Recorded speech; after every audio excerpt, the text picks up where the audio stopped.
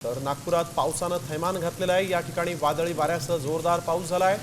मुसळधार पावसामुळे काही भागात पाणी साचलेलं आहे। तर हवामान विभागाकडून विदर्भातील भंडारा, गोंदिया, गडचिरोली, चंद्रपुरात ऑरेंज अलर्ट देण्यात आलेला आहे। तर नागपुरात रेड अलर्ट देण्यात आलेला आहे। दरम्यान नागरिकांनी खबरदारी घ्यावी असं आवाहन देखील करण्यात आलेलं आहे। तर पूर्व नागपुरातील वाठोडा भागातून इथल्या सध्याच्या परिस्थितीचा आढावा घेतला आहे आमचे प्रतिनिधी पराग ढोबळे।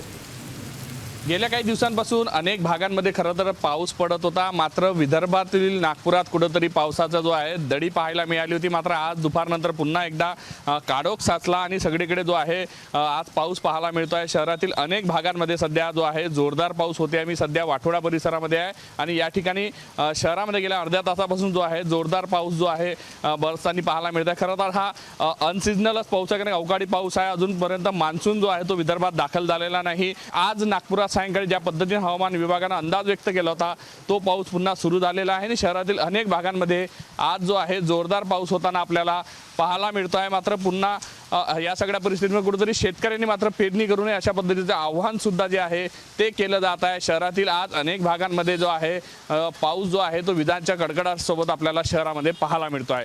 व्हिडिओ जर्नलिस्ट सौरभ होलेसह पराग ढोबळे, साम टीव्ही न्यूज, नागपूर।